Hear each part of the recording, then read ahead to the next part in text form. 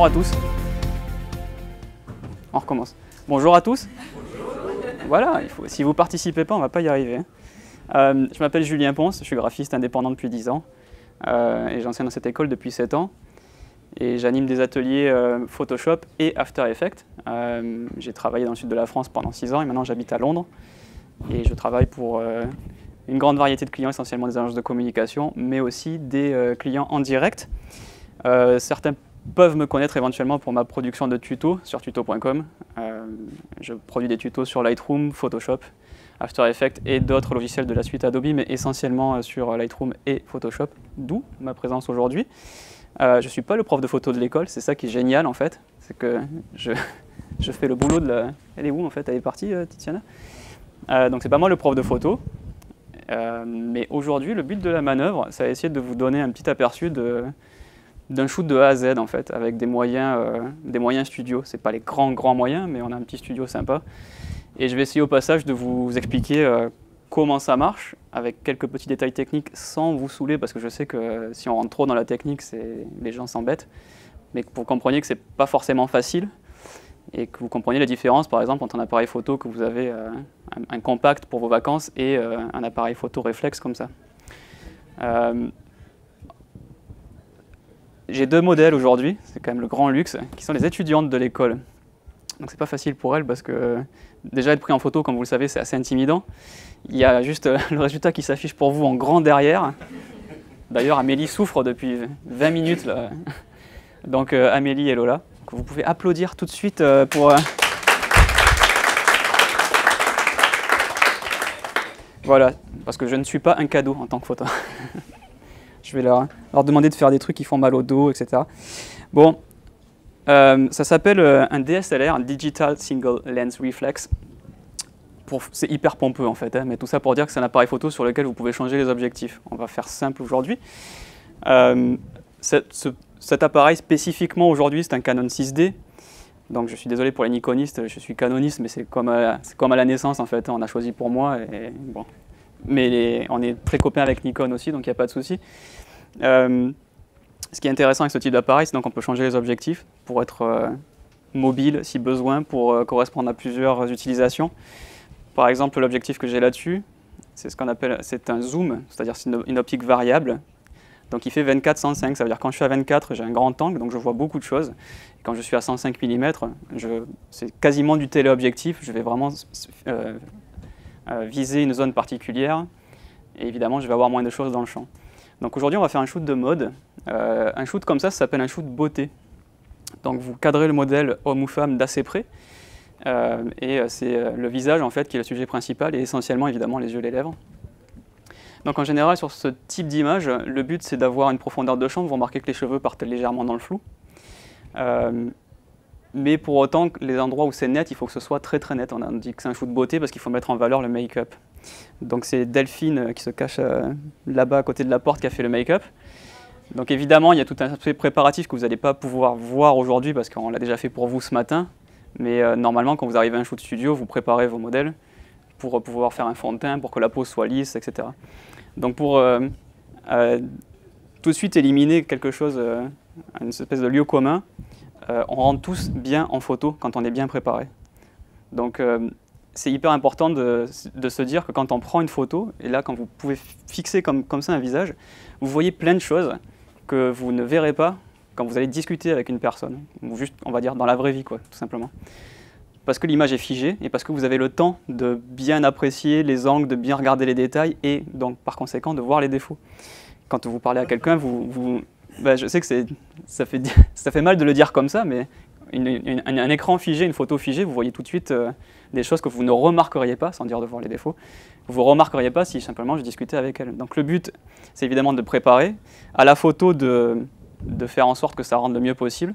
Et je vais vous donner quelques détails techniques pour qu'en sortant d'ici, vous sachiez un petit peu comment faire une photo portrait avec les spécificités de la mode. Et après, ce qu'on va faire, on va prendre une des photos, je vais m'asseoir là et je vais faire la retouche pour vous montrer un avant-après. Qu'est-ce qui sort de l'appareil et qu'est-ce qu'on va faire quand ça va être publié dans un magazine d'ailleurs. Je ne sais pas si tu l'as, le Grisette, Lola, mais j'ai fait des photos avec Lola il y a 2 mois. C'est paru dans Grisette, qui est un magazine à Montpellier. C'est gratos ou non, je sais pas. Et vous on pourra voir ce que ça donne une fois imprimé. Alors j'ai pas la photo d'origine, mais on pourra faire un petit avant-après une fois que c'est fabriqué. Donc voilà le flux de production, on a un petit peu de travail sur la planche. Donc comme je vous l'ai dit, je travaille avec un objectif qui c'est variable, donc je peux vraiment choisir ce que je zoome. Là si je prends une photo maintenant, je vous vois quasiment tous jusqu'à la porte. Si je me mets à 105, je vois juste 2 personnes au fond là-bas. Donc je réduis considérablement mon champ de vision. Quelle est du coup l'incidence de ça sur quand je prends un portrait? Quand vous vous rapprochez de quelqu'un que vous mettez au grand angle, je suis désolé, je vais devoir le faire, vous allez du coup tirer les angles puisque ça tord sur les côtés. D'accord, c'est l'effet fisheye que vous avez dû tous remarquer quand vous faites une photo de vacances, j'imagine, ou un portrait de près. Alors bon, ça rend pas malheureusement ça fait pas grande justice, on va dire, au modèle. Rapproche-toi.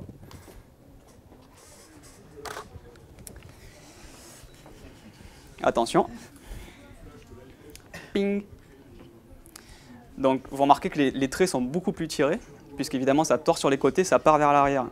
Donc en gros, vous tirez les angles et ça rend le nez plus présent, ça tire le menton, ça agrandit le visage. Donc quand vous faites un portrait, déjà, première chose à savoir, ne shootez pas au grand angle. Donc là, à 24 mm, c'est une catastrophe. En plus, évidemment, comme je vois beaucoup de choses, je vois le mur, je vois la chaise, donc c'est pas bon. Donc du coup, l'effet inverse, quand on va utiliser une focale, quand on va prendre par exemple 70 ou 80, donc on va se rapprocher, ça va du coup aplatir, ça va faire l'effet inverse. Alors quand on dit aplatir, ça peut paraître péjoratif et on peut s'imaginer que ça ne va pas être quelque chose de bien. En fait, si, c'est exactement ce qu'on veut. Si vous aplatissez les angles d'un portrait, ça va du coup arrondir. Au lieu d'avoir des angles, on arrondit. Et du coup, évidemment, ça facilite la lecture, entre guillemets, on ne va pas parler trop scientifique, mais c'est ça, ça facilite la lecture du visage. Et du coup, au lieu de s'attarder sur des angles ou des choses qui sont peu gracieuses, on va du coup s'attarder sur les yeux, la bouche et surtout les points de lumière. Il faut savoir que les yeux sont attirés en premier par les points lumineux et par les points de contraste. Donc en gros, les associations de points clairs et de points foncés. Donc soit vous le faites exprès sur un portrait pour attirer l'œil à un endroit, soit sur un shoot beauté, pour que tout soit au même niveau, on va du coup essayer de faire baigner le modèle dans la lumière. Donc ça me permet d'introduire, je suis désolé, je vais être un petit peu, il y a un brief un peu technique et un peu théorique. On a parlé vite fait d'appareils et d'objectifs. Je veux juste vous expliquer comment ça fonctionne la lumière, parce qu'évidemment, pas de lumière, pas de photo, hein, c'est là-dessus qu'on fait tout le travail. Ça s'appelle une boîte à lumière, une softbox en anglais. Et vous avez derrière un flash parapluie. Donc c'est évidemment un flash aussi, c'est un strobe. Donc quand je vais déclencher ici à l'infrarouge, les flashs vont le voir et vont déclencher en même temps en synchronisant. Donc le but de ce type d'éclairage, c'est que vous pouvez maîtriser la quantité de lumière et la qualité de lumière. Et ça, les gens n'y pensent pas souvent. Il faut faire la différence entre la quantité, est-ce que c'est très clair ou très foncé, et la qualité, c'est-à-dire est-ce que les ombres sont dures ou est-ce qu'elles sont douces. Il y a une lumière que vous connaissez tous très bien et que vous utilisez tous les jours quand vous faites des photos. Si vous faites des photos, c'est le soleil. Le soleil, paradoxalement, c'est un éclairage qui va être très dur. Pourquoi? Parce qu'il est très loin. Plus une lumière elle est lointaine, plus elle va produire un éclairage qui va être dur, avec des ombres portées qui vont être très très dures. C'est pour ça que le soleil, quand il est au zénith par exemple, ça fait des portraits assez vilains parce que ça creuse les ombres et ça fait des ombres très précises, très découpées, et ça ne rend pas vraiment justice à un visage par exemple. Le mieux pour avoir une belle qualité de lumière, donc des ombres très, très douces et une lumière qui est vraiment uniforme, ça va être en fait de la rapprocher le plus possible. Du coup, vous pouvez vous dire, si on se rapproche vraiment très près, il va y avoir trop de lumière. Mais c'est pas grave parce qu'évidemment avec ça j'ai un petit truc derrière que je peux régler, je peux dire je mets moins de lumière. Donc si jamais je déplace cette softbox, je change la qualité de la lumière, mais si je change la puissance, je change la quantité de la lumière. Donc là par exemple quand je suis là et qu'elle se rapproche et que je me mets à 70 mm, on va revenir à peu près sur le shoot qu'on avait tout à l'heure. Donc ça c'est un réflecteur, il y a de la lumière évidemment qui va partir vers là. Si je shoot comme ça, elle va être un tout petit peu sous-exposée ici, ça va faire une ombre portée. En fait, on va mettre ce qu'on appelle un diffuseur et la lumière va rebondir dessus et ça va lui éclairer le bas du visage. Bon, on va parler des poses et tout ça un peu plus tard. Tu peux baisser un petit peu le menton, encore un peu. Ok, c'est pas mortel, mais c'est juste pour voir la différence. Donc là, je suis à 80 mm. Vous voyez que déjà, le visage est un peu plus rond, il y a moins d'angles, etc. Donc là, il y a encore ce qu'on appelle un hotspot. Ça manque encore un petit peu de travail, c'est-à-dire qu'il y a quand même une réflexion sur le front, on a quand même un point blanc, on appelle ça un hotspot, hein, c'est comme ça qu'on dit, même en français d'ailleurs. Normalement, il faudrait que ce soit un tout petit peu plus uniforme que ça, c'est quelque chose qu'on peut soigner à la retouche, mais que je pourrais soigner dès maintenant en ajoutant un tout petit peu de lumière. Alors soit je change la quantité, mais là je suis à fond, donc je ne peux plus. Pour rajouter un peu de la lumière, la seule chose que je peux faire maintenant, c'est changer mon ouverture, c'est-à-dire dire à l'objectif, enfin au diaphragme de s'ouvrir plus pour faire rentrer plus de lumière, et ou de s'ouvrir plus longtemps, pour que la lumière ait plus le temps de rentrer. Donc là par exemple, pour ne pas changer la profondeur de champ, que j'aime bien, que je ne veux pas toucher, je vais juste mettre le shutter à 160, 1/160e de seconde, et on devrait avoir un tout petit peu plus de lumière. Il faudrait que je monte sur la chaise parce que je suis un peu trop petit. Il faudrait que je l'ai un tout petit peu en plongée. Là j'ai la flemme pour le moment puisque je vous explique. Après on fera le vrai shoot. Donc là c'est un tout petit peu plus clair. Je me suis un peu rapproché au passage. Donc c'est aussi une méthode pour changer la quantité de la lumière. Si je voulais vraiment changer la quantité de lumière, je pourrais ouvrir beaucoup plus que ça, c'est-à-dire ouvrir mon diaphragme. Le problème c'est que quand vous ouvrez le diaphragme, ça a une incidence sur la profondeur de champ. C'est-à-dire que plus le diaphragme s'ouvre, plus la profondeur de champ est courte, ou la zone de net si vous préférez. C'est-à-dire on est net sur moins longtemps. Or, là, ce que je veux, c'est quand même avoir une netteté suffisante pour avoir tout le visage. Si j'ouvre complètement sur cet objectif-là, je vais être net sur 1 cm sur le bout du nez. Donc, malheureusement, j'aurais fait rentrer de la lumière, mais je vais entraîner un autre problème, du coup. Donc, tout est affaire de compromis et on navigue dans un truc qui n'est pas évident. C'est-à-dire qu'on a de la marge de manœuvre, mais pas trop non plus, quoi. Ça va? Vous avez une question dès maintenant ou... Sinon, dans 2 heures, on y est encore. Je continue, moi. Je suis lancé, je suis à fond, là. Ok. Bon, c'était pour faire le petit panorama. Appareil, objectif, qu'est-ce que la lumière, comment ça marche aujourd'hui, comment on s'est débrouillé pour que ça rende à peu près bien. Par rapport à la retouche, c'est-à-dire je vous explique ce que je fais maintenant pour que vous compreniez ce que je vais faire plus tard. Donc ça, c'est un boîtier réflexe. C'est un boîtier sur lequel je shoot avec ce qu'on appelle des fichiers bruts. Alors, très rapidement. Quelle est la différence entre un fichier on ne parle plus d'argentique, hein, je suis désolé, c'était le siècle dernier. J'ai débuté avec moi, hein, les pellicules et tout le truc. Bon, là on n'en parle même plus. Mais c'est important que vous compreniez le truc. Quand vous shootez avec un appareil compact, ou votre iPhone, ou n'importe quel appareil qui ne fait pas des fichiers bruts, vous avez en général un point JPG. Vous avez tous vu cette extension quand vous mettez vos images, je sais pas, sur Flickr, sur Facebook, vous envoyez à vos amis, peu importe. En général, vous avez un point JPG. Le problème, c'est que c'est hyper important. C'est votre image finalement, d'accord? C'est ce qui représente la photo que vous avez capturée. En réalité, en photo numérique pro, on ne travaille pas avec du JPG pour une très bonne raison. C'est que le capteur là, qui est au milieu, là-dedans, la petite puce électronique qui va transformer les photons en un fichier numérique, il voit plein de choses que l'œil humain ne voit pas. Et donc pour stocker toutes ces informations, on va devoir travailler avec un fichier qui est capable de stocker beaucoup d'informations. Or, le JPG est un format qui ne stocke pas beaucoup d'informations, c'est un format qui est fait pour Internet. Donc le brief du départ du JPG, c'était qu'il faut que ça se charge rapidement. Vous avez peut-être connu l'époque du modem, où on se connectait avec 3 kilo-octets secondes. Donc une photo d'aujourd'hui, il aurait fallu 35 minutes pour l'afficher. Facebook, la page d'accueil, il faudrait 40 minutes pour l'afficher avec la vitesse d'il y a 10 ans, quoi. Donc ça pour dire que c'est un format de fichier qui est présent dans tous les appareils d'aujourd'hui et qui pourtant n'est pas du tout adapté à la photo. Je sais que c'est assez paradoxal, mais je ne peux pas vous le dire autrement. Donc en photo pro, on utilise le fichier dit des formats bruts, RAW, RAW en anglais. Pourquoi? Parce que du coup, tout ce que le capteur va voir, ça va être dans le fichier. Avec le JPG, tout ce que va voir le capteur, ça ne sera pas dans le JPG. Il va faire un phénomène d'entonnoir pour sélectionner uniquement ce qu'il peut stocker. On va juste faire un tout petit peu de maths et après je ne vous embête plus avec la théorie.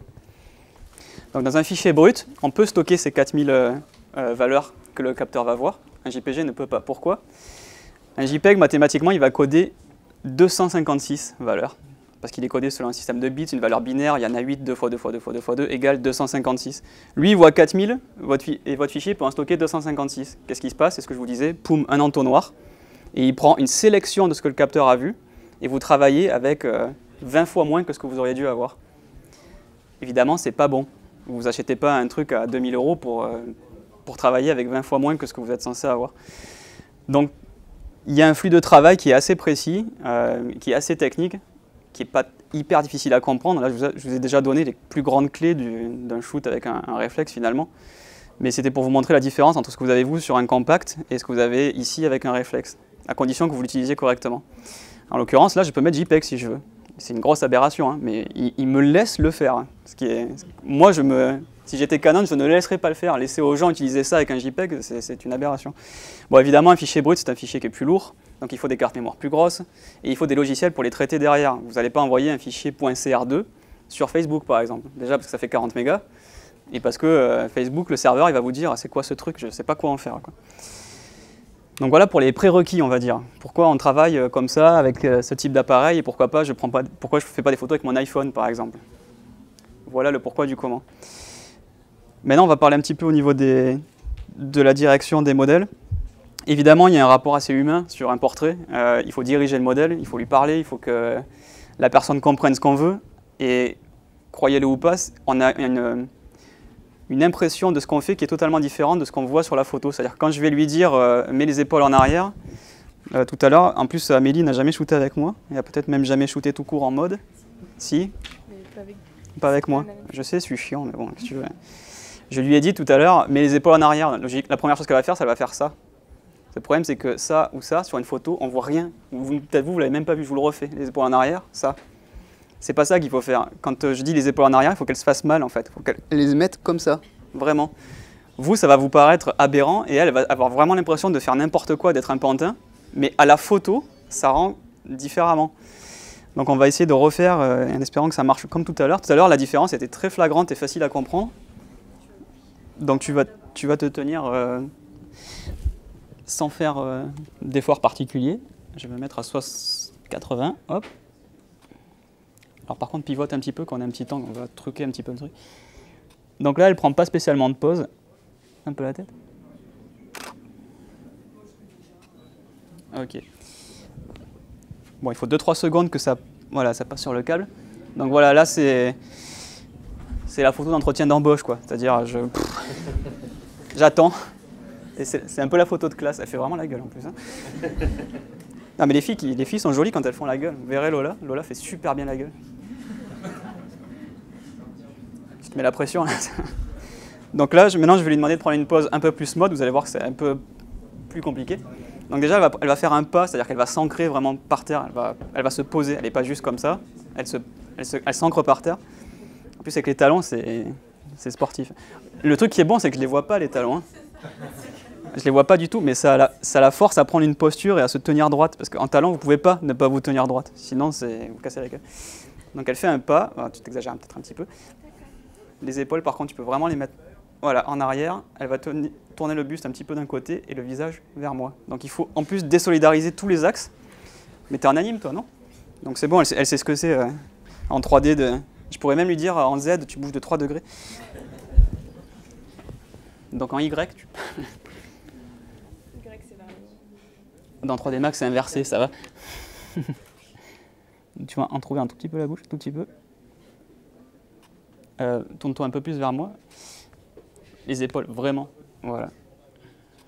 Et tourne le buste un peu vers moi parce que il te manque un bras. Ramène-le un peu vers moi, voilà. Un peu moins. Je vais en faire une autre. Alors là, je suis en train de faire un peu de high-key, ça surexpose un petit peu, mais c'est à la télé essentiellement.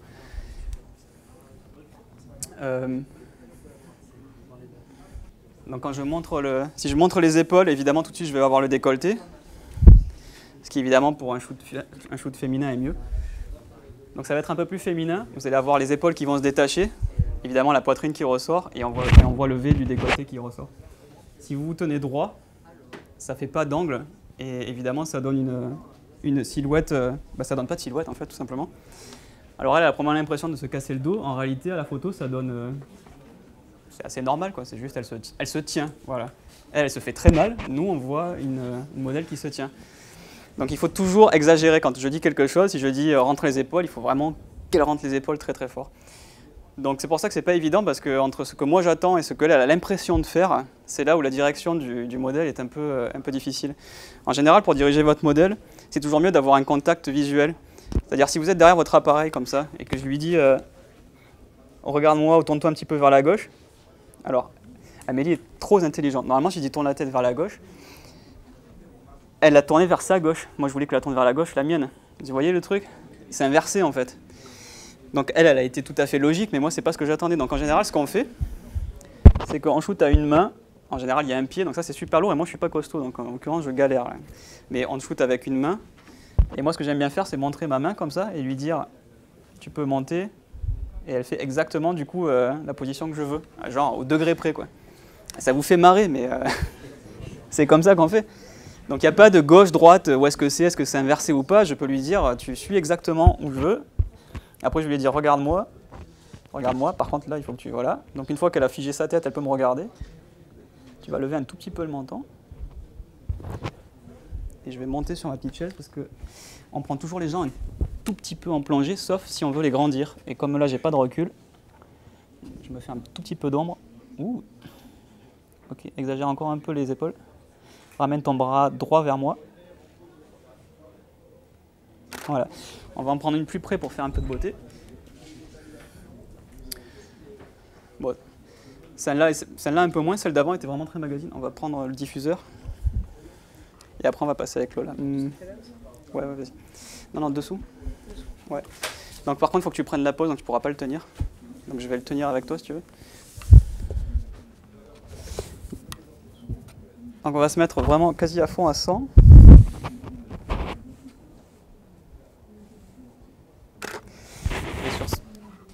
Ok. Elle n'est pas super bien cadrée parce qu'elle est trop vers la gauche. Sur ce genre de choses, ce que vous voulez avoir, c'est la petite la softbox dans les yeux. Ça fait bien pétiller les yeux. Et on a d'autres accessoires que j'ai amenés, mais bon, on ne pourra pas tout faire aujourd'hui. On travaille des fois avec des ring flash. C'est un rond que vous mettez sur l'objectif lui-même et qui est éclairé en LED tout autour. Et ça vous fait un rond comme ça lumineux dans les yeux. Et c'est super joli, c'est ce que vous voyez souvent dans les magazines. Bon, la bonne nouvelle, c'est qu'on peut le truquer. Hein. C'est-à-dire que si je veux pas un carré dans les yeux, que je veux lui mettre un rond, je mets un rond. C'est pas la mort. Pour autant, le plus de choses que l'on peut avoir, ce qu'on dit in camera, c'est-à-dire dès la prise de vue, mieux c'est. Plus c'est fait dès la prise de vue, et ça fait moins de post-prod derrière. Donc là, en l'occurrence, on va passer avec Lola et on va voir ce que ça entraîne de changer de modèle. Déjà, vous imaginez, elle est plus grande. Donc moi, je vais être trop petit. Non, il faudra normalement lever la softbox. Donc à chaque fois que vous changez, évidemment, il faut faire des ajustements que je ne vais pas faire ici parce que j'ai la flemme. Mais il faudrait normalement que je la lève un tout petit peu. Donc il faut que tu te remettes un peu plus vers là. Et on va faire...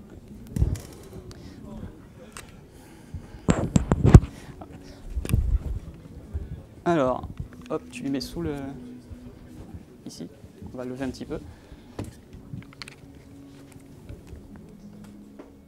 Baisse le menton, s'il te plaît.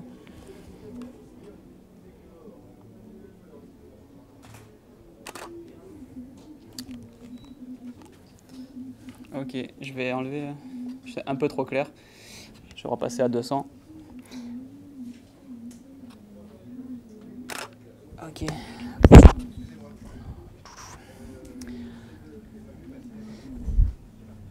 Ok.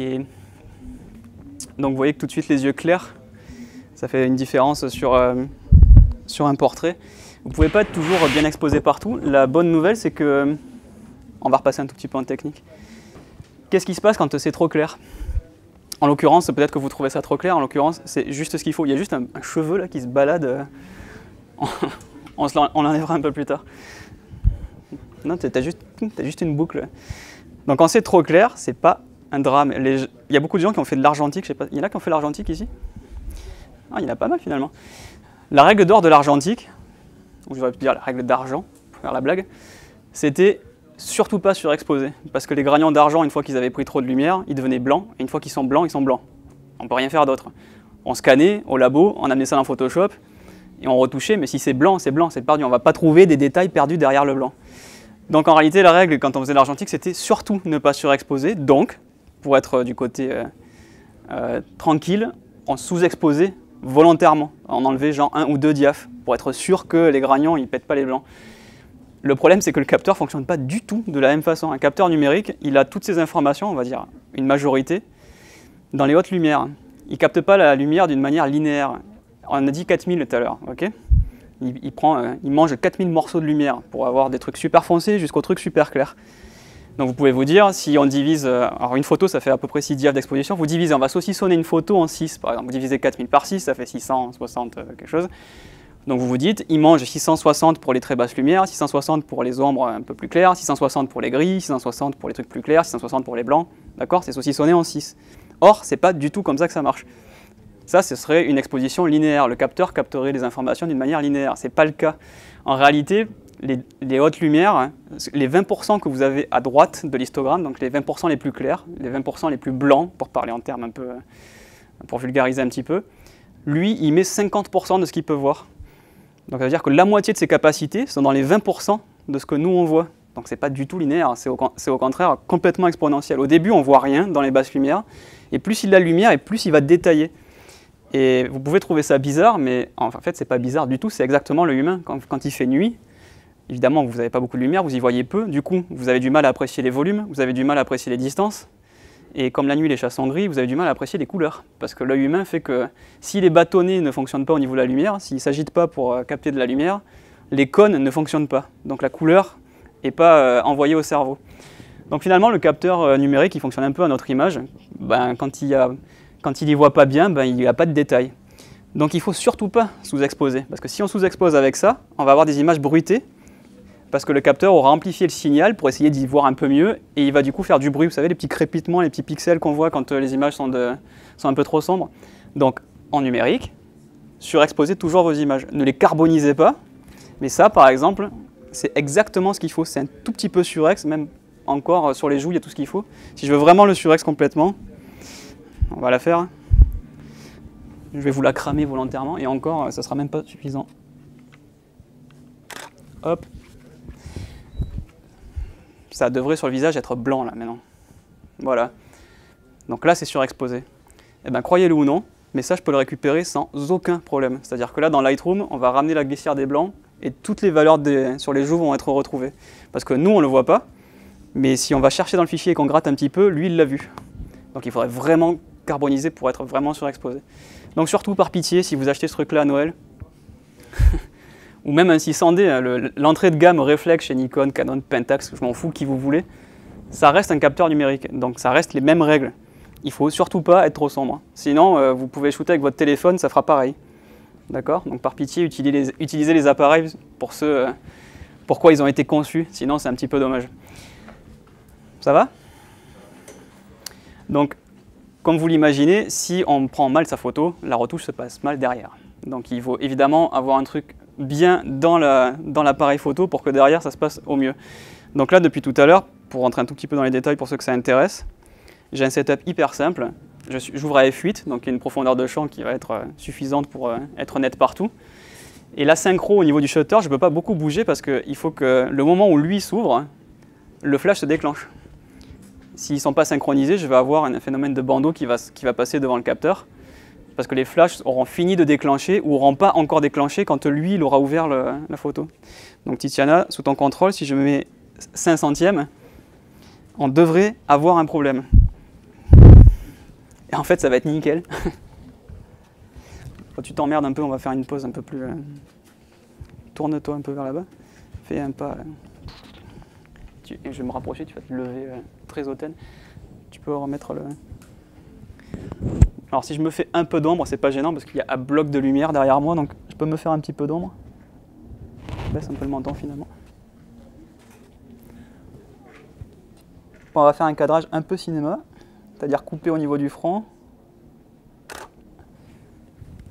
Sauf que, tada, ben voilà, le shutter a balayé, sauf que le flash, il était en train d'être parti quoi. Donc vous ne pouvez pas forcément beaucoup travailler avec l'obturateur, 160, 200, et après ça ne va plus. Donc je vais quand même vous la refaire parce que finalement, elle était peut-être pas si mal. Donc prends la pause au moins pour les épaules, même si je ne les vois pas forcément. Baisse un peu le menton s'il te plaît. Donc comme je suis super près, on donne toujours un petit peu d'air au regard. C'est-à-dire que si vous avez quelqu'un qui vous regarde en étant sur la droite, il faut qu'on donne un petit peu d'air sur la gauche pour qu'on puisse avoir une composition un peu sympa. Je vais vous montrer ce que ça fait si on fait l'inverse. C'est un peu bizarre. Donc toi, tu bouges pas. Vas-y, vas-y. Et tu peux sourire, ça t'arrive pas souvent. Regardez, hop, là c'est le sourire, je te hais en fait. Mais bon, au niveau composition, vous allez voir que c'est beaucoup moins naturel d'avoir tout cet espace derrière, alors qu'en fait, il ne se passe rien. Donc si on veut faire un peu plus cinématographique, il faut donner un petit peu d'air au regard. Il y a un truc qu'on ne fait pas, c'est ça aussi. Est-ce qu'il y a un truc qui ne vous choque pas? Ouais, mais je l'ai un peu chambré, c'est normal. Un truc qui n'est pas très gracieux, non, ça vous... Alors, oui, mais c'est pas ça que j'attendais. Ça, c'est la cause. Moi, je veux la... Comment? Oui, le nez sur l'œil, il reste un tout petit bout d'œil coupé par le nez. C'est pas joli, en fait. En général, quand vous faites tourner le modèle, il faut qu'elle soit tournée, mais pas trop, sinon il reste un tout petit bout d'œil. Et quand on fait un profil, par exemple, on va faire un profil. Je vais vous donner une petite astuce. Donc, tu vas te mettre complètement de profil. Voilà. Et tu vas regarder vers là-bas. Ah, par contre, il faut que tu te mettes là. Sinon, la lumière va pas... Alors, je vais essayer de la voir de manière évidente. Regarde la télé. Sans bouger la tête droit devant, mais tu regardes la télé. Ok? Quand vous prenez quelqu'un de profil, il faut le positionner. Qu'est-ce qui se passe? C'est un peu gore quand même. Donc là, c'est en mode zombie, on voit que le blanc des yeux. Oh, désolé. Elle a des jolis yeux en plus. Donc, par exemple, le but de la manœuvre, ce serait de les montrer. Donc elle va faire la même chose, sauf quand vous avez quelqu'un de profil, ce qui compte, c'est pas forcément la direction du visage, c'est ce que font les yeux. Donc elle peut très bien regarder là et mettre ses yeux vers là-bas. Et en réalité, du coup, on va voir les yeux. Donc là, tu vas essayer de me regarder moi. Non, sans bouger la tête. Un peu moins les yeux. Voilà, stop. Stop, là. Ok.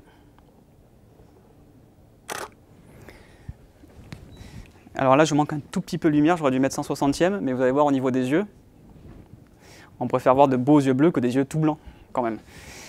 Donc le genre d'astuce en direction à laquelle il faut penser. Il n'y a pas que la direction de la tête, il y a aussi la direction des yeux. Quand vous faites un profil, faites regarder le modèle au plus proche de votre objectif, sinon on voit que le blanc des yeux, évidemment, c'est pas joli. Bon, je vais essayer de shooter un tout petit peu, peut-être un peu moins parler, shooter un peu en rafale et passer à la retouche, si ça ne vous dérange pas. Alors là, je vais vous montrer, bouge pas. Hein. Tant que j'y suis, sur la direction, il y a un truc auquel vous devez faire gaffe. Est-ce qu'il y a un truc qui vous choque pas? Quand je dis ça, c'est qu'il y a forcément un truc à remarquer. Ouais, bah, il manque un bras. C'est con, mais il manque un bras. Donc ça s'appelle un effet moignon. Ça veut dire en gros, on lui a coupé le bras, la pauvre. Donc quand vous dirigez votre modèle, si je lui dis mets les épaules en arrière, elle va faire ça naturellement. Et du coup, poum, il y a un bras qui disparaît. Donc en général, il faut mets les épaules en arrière, mais ramène le coude. Si on ne voit pas ton bras, tu n'as plus qu'un bras, c'est pas très joli. Mais bon, elle le sait maintenant.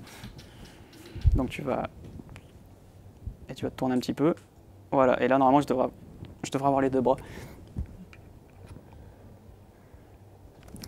Ok.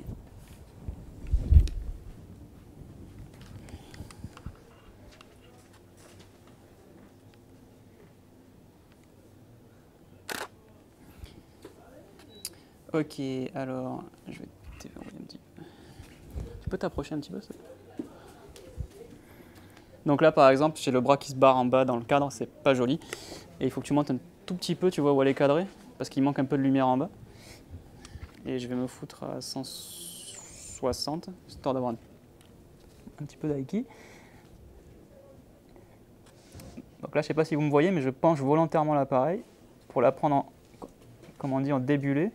Avoir juste le bout du bras, le bout du front, ça passe à pas grand chose. On va en faire plusieurs, on va faire une série. Donc en général, on fait des séries. Ça a tendance à l'agrandir, etc. On fait une série, il va falloir qu'elle balaye vraiment la salle. Donc on fait les angles, on peut faire lever un petit peu le menton. Et donc ce qu'elle fait, c'est qu'on utilise le bip que vous devez entendre, voilà, qui veut dire que le flash est rechargé. Donc normalement, forcément c'est pas joli. Donc le modèle le sait. Elle attend le bip, elle prend la pause, je déclenche. Pendant que ça recharge, elle prend la nouvelle pause et on fait un cycle comme ça. Parce que bon, dans la journée, il faut quand même en prendre un peu plus que 2 ou 3, histoire d'avoir le choix. Donc on va cycler juste les angles. Et ensuite, tu vas revenir. Et en plus des angles, tu vas remonter le menton. Donc tu le fais d'abord menton bas. Tu regardes vraiment avec le haut du regard. Et quand tu reviens de ce côté, tu feras avec le menton un peu plus hautain. Okay.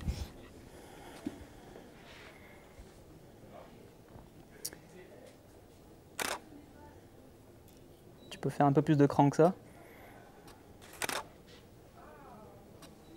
Vous pouvez regarder à la télé, ça devrait arriver normalement.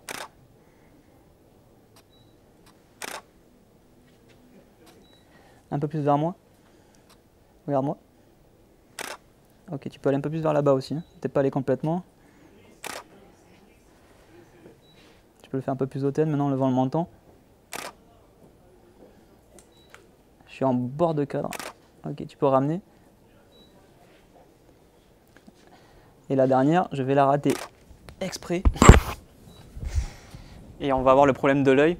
Quand vous arrivez sur les bords des poses, voilà. Elle est complètement à côté. Je vais en faire une à l'écran quand même pour la garder. Juste pour que ce soit à l'écran, que ce soit sympa. Regarde-moi. Penche-toi vraiment les épaules en arrière maintenant. Je vais te prendre vraiment en plongée, débulé serré. Oh, je la refais. Ok, je l'ai débulé pour avoir le choix après de la recadrer éventuellement. Bon. Il fait super chaud là-dessous, vous vous rendez pas compte, mais il fait 1000 degrés. Bon voilà, il y aurait plein de choses à vous dire encore, mais il faudrait qu'on passe à la suite, histoire que vous ne mouriez pas d'ennui. Si vous avez des questions sur la prise de vue. Est-ce que quelqu'un a une idée pour faire une photo? On va faire un petit peu de démocratie participative. Toi? T'es à l'école? Je ne l'ai pas encore eu, c'est ballot quand même. Qui n'est pas à l'école? Viens. Toi, viens. Putain, il regrette d'avoir levé la main, il se dit, oh putain. Tiens, une photo pour nous impressionner. Je suis obligé de te suivre par contre. Donc tu touches pas au réglage, il n'y a plus qu'à appuyer sur le bouton. Tu as le droit de la diriger par contre. Il va faire une photo mortelle, il va me ridiculiser. Bah, tout est fait, tout est déjà prêt, mais bon.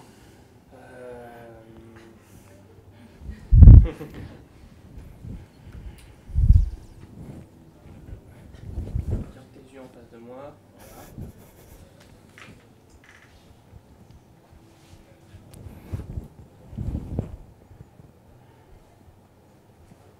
Je sais pas s'il y en a quelques-uns qui doivent voir le viseur avec une ligne qui fait ça. Il a le débulage. En fait, le dos vous affiche en temps réel la position par rapport à l'horizon. Donc quand la ligne est verte, ça veut dire que vous êtes parfaitement aligné. Tu dois être un peu près, je pense. Parce que... Vas-y, je t'en donne une autre.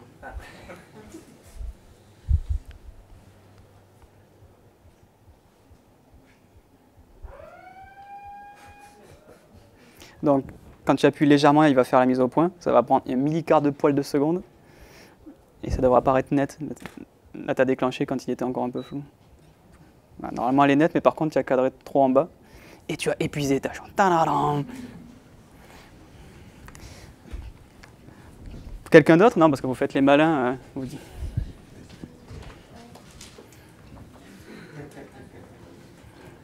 En fait, ça fait 10 ans qu'il shoot pour Vogue, il l'a pas dit. Il va faire un truc. Et après, on libère Lola parce que la pauvre.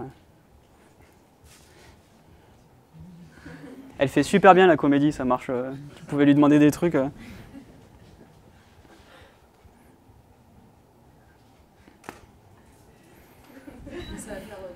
Cool. Non, ça marche bien. Tu vois, t'as oublié juste un petit peu le bras, malheureusement. Ah ouais, elle est sympa. En fait, je sais pas si tu la connais pas. Lola, ça marche bien quand tu fais des trucs un peu rock, un peu ou pin-up, ou rock, tu l'as fait gueuler, un peu. On a fait un smoky justement pour un maquillage qui lui va bien, assez rétro.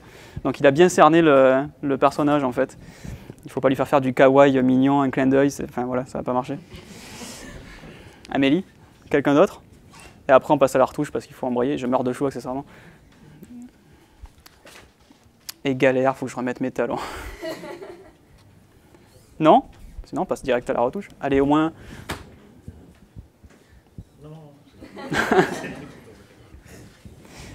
Il y a... Toi, tu avais levé la main tout à l'heure. Si, viens, vas-y. Surmonte la peur du public. C'est que j'ai aucune idée de comprendre. Tu verras, l'inspiration va venir tout seul.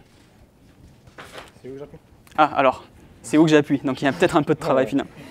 Ah ouais, non, c'est bon, je l'ai vu là au milieu. Là. Voilà, donc en fait, quand tu appuies un tout petit peu, il va faire la mise au point. Ouais, et après, on va prendre. Et après, il déclenche. Ok. Tu peux changer sur l'objectif le zoom si tu veux te rapprocher. Enfin, normalement, non, pas trop, mais tu peux. Et tu as le droit de bouger, tu peux te rapprocher, tu peux te mettre un peu sur le côté. Essaye d'avoir que cadre bien le blanc quand même, de ne pas voir le mur, etc. Et tu peux la diriger. Faut que si tu lui dis rien, elle fait rien. C'est comme au permis, si vous dites rien, c'est tout droit. Pareil. Donc, il a appliqué la leçon. Il s'est dit, je vais donner un petit peu de regard sur la droite. Elle fait la gueule quand même. Hein. Bon, c'est pas facile finalement. Donc on utilise un soft qui s'appelle Lightroom. Et j'ai dû taper un peu le micro là. Ouais. Donc c'est fait par Adobe, vous devez connaître. Donc d'ailleurs on prononce Adobe, pas Adobe. Ok. Donc c'est un truc qui est fourni avec le Creative Cloud. Je vais me transformer en 2 minutes en VRP là, vite fait. Donc en gros c'est un système d'abonnement. Vous payez tous les mois, vous avez tous les softs Adobe. Comme ça au moins c'est réglé. L'avantage de ce soft-là, c'est que c'est un package tout compris qui vous permet en fait de classer vos photos. C'est-à-dire en même temps qu'elles arrivent de l'appareil, vous n'êtes pas obligé d'utiliser la capture à distance. Ça s'appelle une capture à distance, c'est-à-dire que dès que je déclenche, poum, ça part directement dans l'ordi. Vous n'êtes pas obligé de faire ça évidemment. En général, ce qu'on fait, c'est qu'on a la carte mémoire, on met la carte mémoire dans l'ordi, on décharge la carte et après on fait son tri. Bon là, on a fait un truc en direct pour vous, pour que ce soit bien top moumoute, mais bon. Donc là, elles sont toutes arrivées, on peut toutes les regarder. Et l'avantage de ce package, donc, c'est qu'il peut... Ma souris bouge ou... Alors, trackpad alors, ok. Donc on peut voir tout ce qu'on a fait depuis ce matin. Je vais enlever la capture à distance, voilà. T'as le défilement à l'envers, toi, ok. Ouais. Donc évidemment, ça vous permet de les trier. On va du coup faire un tri très rapide. En général, ce que je fais, moi, petite astuce, j'enlève les panneaux, j'appuie sur Tab. Et je me mets en mode loop, c'est la touche E qui permet de dire je vois les photos une par une. Et je vais me mettre en mode, on va enlever la pellicule en bas.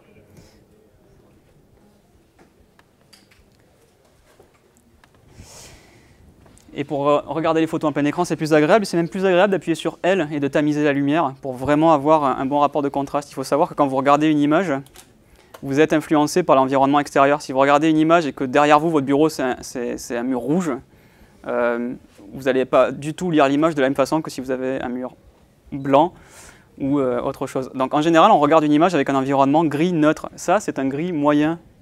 Si on le décompose en RGB, ce sera 128, 128, 128 parce que c'est la moitié de 256. Je ne rentrerai pas dans les détails. Il faut que ce soit neutre, c'est ça qu'il faut retenir. Si vous mettez un fond blanc, ça va vous démonter les yeux, ça va vous fausser le contraste. Au lieu de voir le contraste dans la photo, vous allez voir le fond blanc qui est à côté de votre photo et ça va vous perturber la vision. Donc en général, on se met comme ça. Et du coup, avec les touches fléchées, on peut regarder, vous voyez les images une par une. Et on peut juger, est-ce que c'est joli, est-ce que c'est pas joli. On peut, désolé, mais zoomer et voir si on a bien fait le point, par exemple. Donc là, il charge et vous voyez que le point, il y est là. C'est-à-dire que là, on a vraiment les micro, méga détails. Donc il n'y avait pas de problème. Et quand je veux trier, on va utiliser des systèmes de petits drapeaux. On va pouvoir dire, par exemple, X, rejeter. Et on va passer à la suivante. X, rejeter. À la suivante, X. Il y en a beaucoup des rejetés. Ouais, c'était au début. Donc celle-là, on ne va pas la prendre, par exemple. Et ainsi de suite. Donc on va... Alors moi, c'est pas évident parce que j'essaie de voir ce qu'il y a à l'écran. Non. Je vais faire un tri très rapide. Non plus. Non, on ne va pas la garder. On ne va pas la garder. Non plus. Et l'avantage, bon, on va abréger. Je rappuie sur G, j'ai la grille. Vous voyez, elles sont grisées, toutes celles où j'ai mis un petit drapeau noir.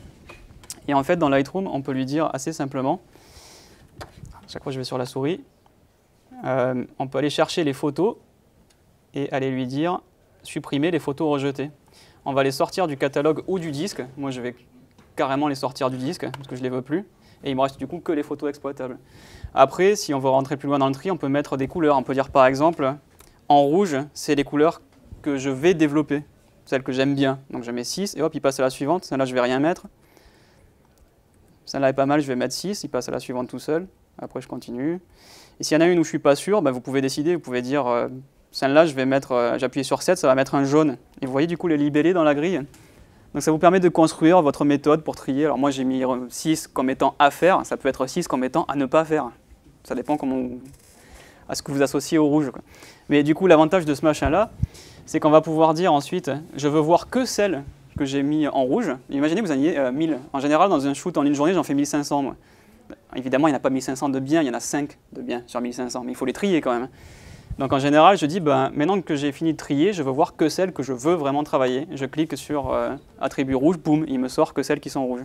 Et vous pouvez rentrer dans les détails comme ça d'une manière très très précise. Vous pouvez même aller chercher, si on regarde les métadonnées, on peut dire, je veux que les photos qui ont été prises il y a 2 ans, avec tel appareil, avec tel objectif et avec tel critère. Donc si vous avez shooté depuis 10 ans dans différentes conditions en studio, avec mannequin homme, avec mannequin femme, avec à la montagne, à la mer, etc., vous pouvez retrouver la photo d'il y a 3 ans et demi en Grèce, en août, au 550D, au grand angle.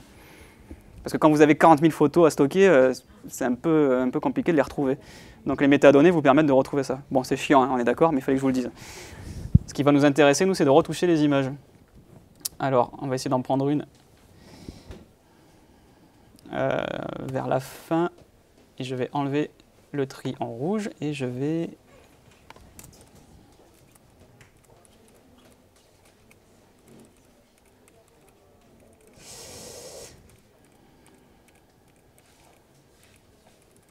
On va prendre quelque chose comme ça. Lola, ça te va?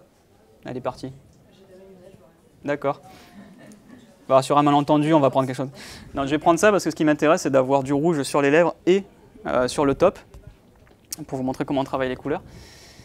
Donc, on passe dans le module développement, on va cacher ce panneau pour que vous ayez un petit peu plus de place.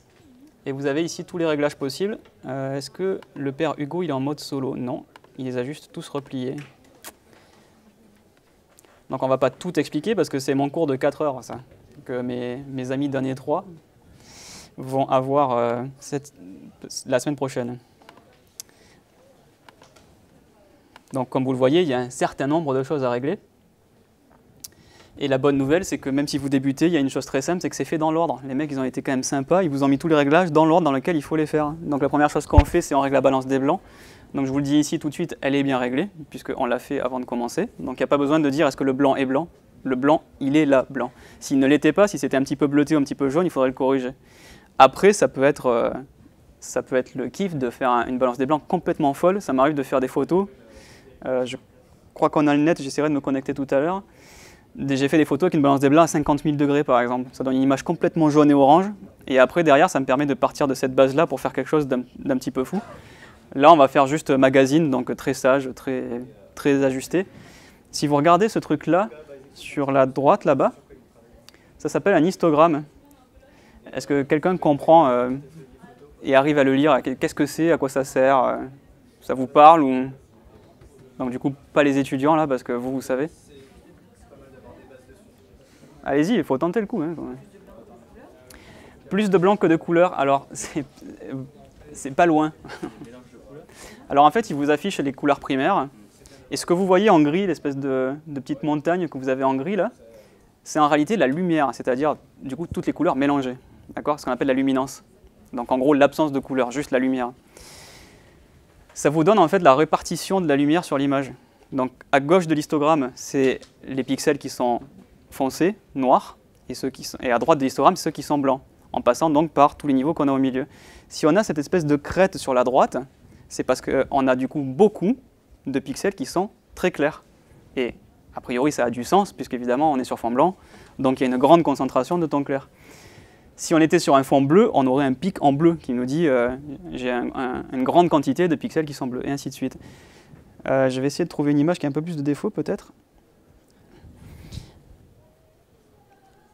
Donc évidemment, tous les histogrammes sont différents suivant les photos. Si on prend quelque chose comme ça, on va se mettre en développement.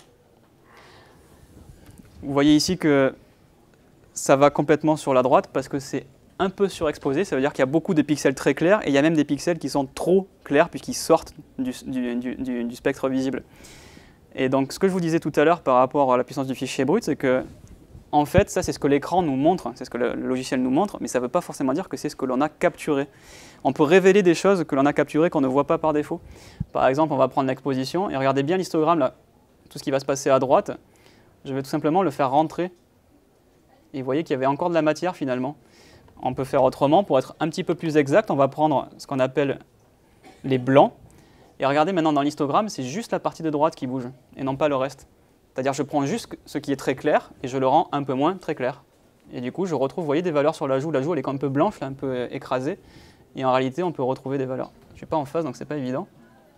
Et là, je retrouve le détail de la peau, le make-up, etc. Donc, de prime abord, vous auriez pu dire « c'est perdu, on ne le voit pas ». En réalité, ce n'est pas qu'on ne l'a pas, c'est qu'on ne le voit pas. Il suffit de demander au logiciel de nous le montrer. Et ça, vous ne pouvez le faire qu'avec des fichiers bruts. Si vous avez des JPG, avec le petit appareil compact, c'est mort. Ce que vous voyez, c'est ce que vous avez. Donc, il n'y a aucune retouche possible. Elle est possible, mais elle est destructive. Donc, c'est un peu différent.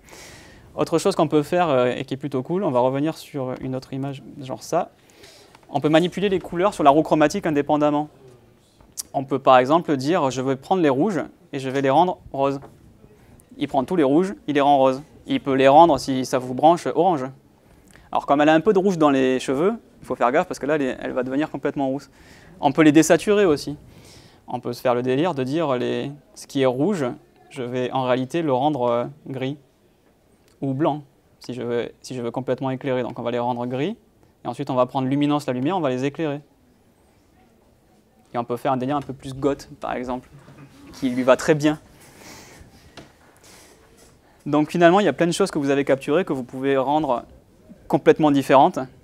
Il faut voir Lightroom comme un outil un peu technique de développement, c'est-à-dire c'est plus dans la correction que dans la créativité. Si on veut vraiment rentrer dans la créativité, on va plutôt passer dans Photoshop. Dans Photoshop, ce qu'on fait dans les magazines, c'est là, par exemple, et encore une fois, sans être méchant, on va peut-être retoucher un tout petit peu forme du visage, décolleté. S'il y a du blanc des yeux, on va corriger le blanc des yeux un petit peu mieux. Ça peut être, si c'est de la lingerie, ça va être carrément corriger les élastiques, grossir les seins, ou les réduire, ou les hanches, et ainsi de suite. Donc là, ce sera plus des retouches dites structurelles sur le corps, que je ne peux pas vous montrer aujourd'hui parce que je n'ai pas le temps, et puisqu'on n'en est pas non plus faire un shoot lingerie aux journées portes ouvertes d'Artefix.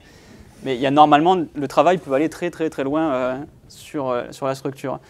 Je vais vous montrer juste un truc. Si jamais on zoome, juste pour faire un petit coup de correcteur, quand vous zoomez et que vous avez des détails qui ne vous plaisent pas, il y a quand même, sans dire qu'on peut faire de la structure dans Lightroom, des outils qui peuvent vraiment modifier les choses. Par exemple, ce correcteur ici, je vais quand même en changer un tout petit peu la taille. Vous voyez la taille de la brosse qui change. Si par exemple ici, bon là c'est le trou pour le bouton, donc évidemment il faut le garder. Mais admettons que je ne veuille pas le garder, il va en fait tout simplement analyser une zone qui correspond à la texture et vous la corriger pour vous. Alors il ne faut pas croire pour autant que c'est le genre de logiciel où il va y avoir un gros bouton rouge avec marqué « Fais-moi un truc génial ». Malheureusement, on n'en est pas encore là, sinon cette école ne serait pas là aujourd'hui par exemple. C'est « Fais-moi un film qui tue », poum, on appuie sur un bouton, « Enlève-moi le fond vert », poum. Donc malheureusement, c'est plus compliqué que ça. Par contre, on a d'autres choses à faire que de s'amuser à gommer des boutons. Donc les trucs qui sont vraiment pointus, c'est quand même à lui-même de le faire. Les trucs qui sont chiants et compliqués, un petit peu, c'est juste chronophage, on va tout simplement demander au logiciel de les enlever pour nous. Maintenant, vous voyez souvent les démonstrations où en 3 clics, il enlève un cheval qui est en train de courir derrière. Il ne faut pas rêver, ça demande quand même une intervention, ça demande de la manutention, quoi. Donc là, il y aurait plein de choses qu'on pourrait corriger. En rentrant dans les détails dans Photoshop, par exemple, on fait ce qu'on appelle une technique de séparation de fréquences, c'est-à-dire que pour corriger la peau, le problème de ces boîtiers, c'est que la peau est trop détaillée. Comme je vous l'ai dit, quand vous regardez quelqu'un, vous discutez avec lui, vous n'avez pas un œil bionique qui va arriver à zoomer sur la peau, voir les pores, les petits boutons, les petites rougeurs. On voit les poils de nez, enfin je veux dire, c'est pas le genre de choses que vous pouvez voir quand vous discutez avec quelqu'un. Or, le capteur, lui, il vous affiche une image qui en réalité, si on l'imprimait, elle serait comme ça. Or, une tête d'humain, elle est plutôt comme ça. Donc malheureusement, ces trucs-là sont presque trop bien pour la mode et le portrait. Ça veut dire qu'ils nous montrent trop de choses, ce qui fait que nous, derrière, il faut qu'on les enlève parce qu'on n'a pas envie de les voir.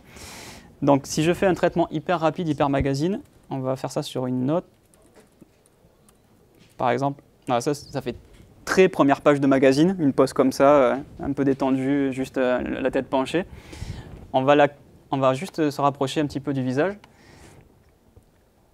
Alors, j'ai la chance d'avoir eu un super make-up, je ne sais pas si Delphine est là. Mais bon. Donc en fait, c'est déjà très très bien. C'est-à-dire si on regarde la peau, on va enlever un tout petit peu de blanc parce que c'est un petit peu trop clair, mais on va ramener du spectre visible sur la peau. Hop, voilà. Donc là, on se retrouve maintenant avec un hotspot ici. Et on commence à voir apparaître quelques petites imperfections sur la peau. Donc normalement, moi j'aurais laissé un truc plus clair, mais c'est la télé qui est un peu plus claire. Moi, à l'écran, ce que vous voyez là, en fait, c'est ce que moi j'ai ici.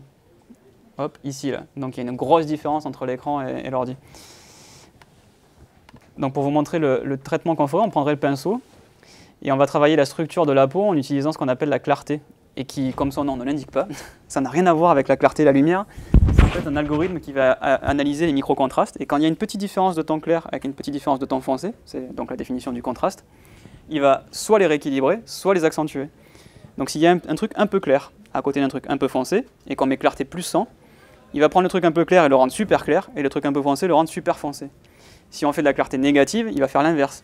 Il va prendre le truc clair, le rendre un peu moins clair, le truc foncé un peu moins foncé, ce qui fait qu'ils vont se mettre au même niveau. Donc du coup, la structure va avoir moins de contraste, donc ça va être plus lisse. Évidemment, sur la peau, comme vous vous en doutez, le but du jeu, c'est de ne pas avoir de micro-contraste, pour ne pas écraser les petites différences que l'on pourrait voir.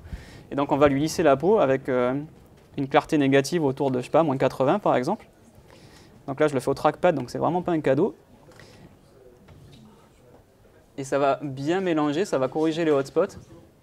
Et ça fait un fond de teint en fait. Alors, pourquoi je ne prends pas la bouche? Parce qu'évidemment, la bouche, elle, ça va être l'inverse. On va chercher, au contraire, à faire sortir les détails. On va faire un nouveau pinceau où on va dire l'inverse. Et là, je vais zoomer pour vous, histoire que ce soit peut-être un peu plus clair. On va agrandir la taille de la brosse.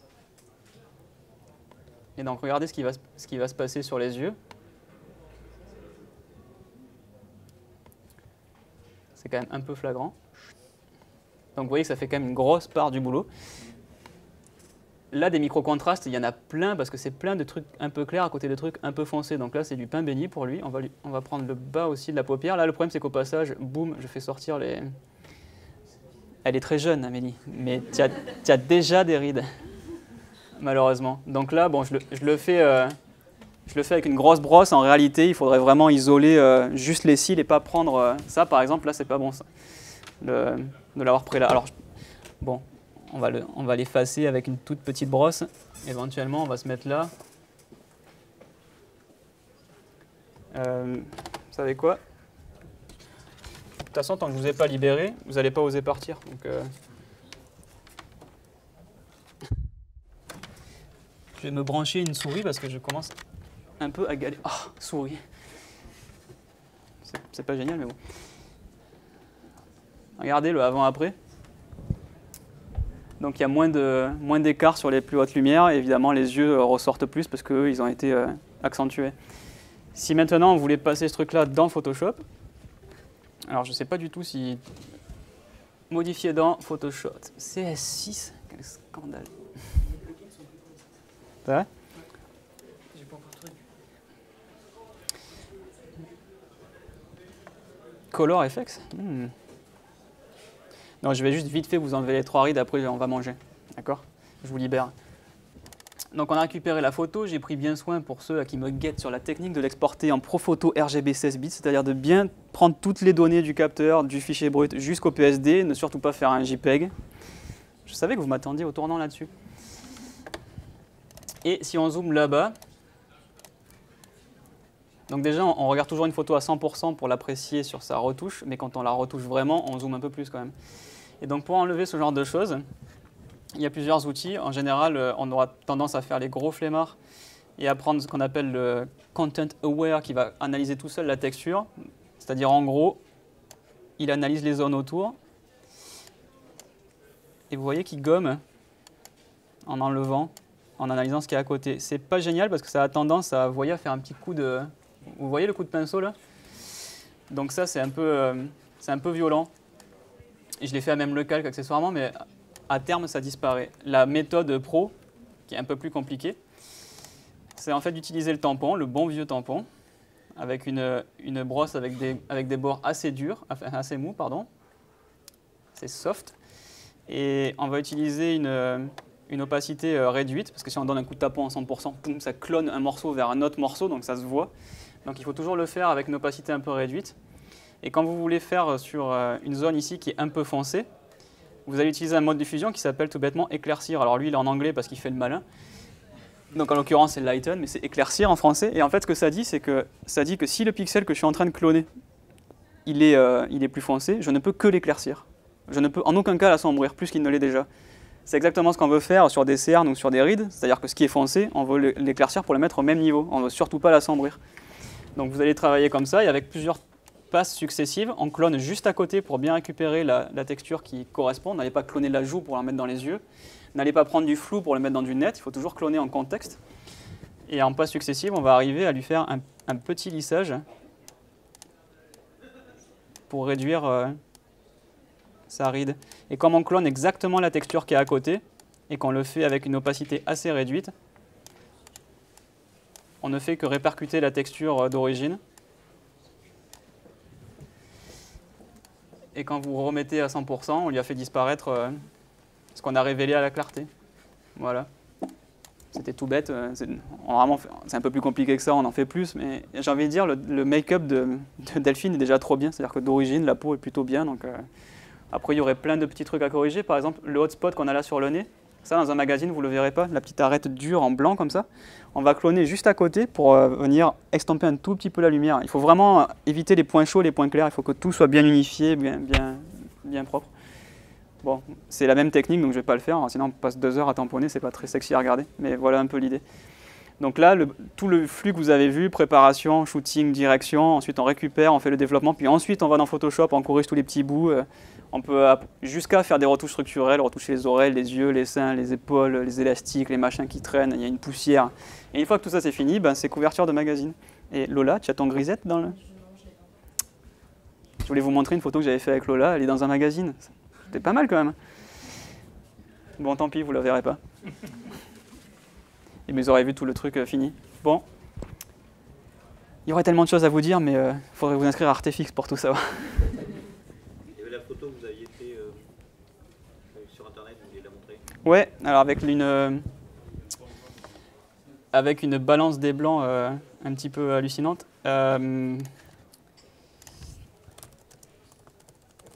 Faut que je me retrouve. On a le net là? Oui, non, oui, non, oui, non. Ok. Ça doit être moi. Je sais pas si elle y est. Alors, en fait, ce qui aurait été bien, c'est que vous voyez le avant-après. Donc ça, par exemple, c'est une balance des blancs à genre 1000 degrés. C'est hyper froid, mais c'est pour donner un rendu glacial comme ça change toutes les couleurs. Et il me semble, je sais pas si je l'ai en... Voilà, c'est celle-là. Donc ça, c'est une balance des blancs à 50 000. J'ai pas l'original, mais en fait, son haut, il est rouge et le fond, il est bleu derrière. Et la vignette que vous voyez ici, cette vignette-là, elle n'est pas du tout in camera, elle est complètement créée par... J'ai tellement écrasé les couleurs avec une température extrême que ça fait cet effet-là, un côté un peu rétro, un petit peu poupée même à la rigueur. Et donc, c'est le truc que je déconseillerais à mes étudiants. Je leur dirais surtout ne faites pas 50 000, c'est complètement abusé, c'est un truc qu'il ne faut surtout pas faire. Et en fait, je trouve que une fois qu'on connaît bien l'outil, c'est le meilleur moment où on peut ensuite le détourner complètement et obtenir un truc qui est complètement pas prévu et anticipé. J'en ai pas forcément d'autres avec des températures un peu...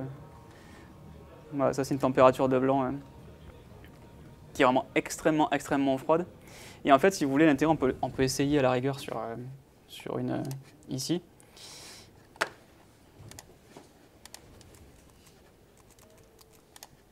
Alors, je vais enlever mon pinceau, on va dézoomer. Si je me mets à 50 000, évidemment, c'est bizarre. En fait, l'astuce, ça va être vous voyez, de désaturer, et ça va donner déjà un petit côté rétro.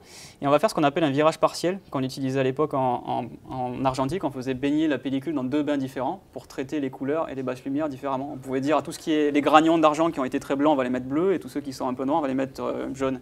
Comme ça qu'on faisait du sépia à l'époque d'ailleurs. Donc ça s'appelle un split toning en anglais, ou un virage partiel.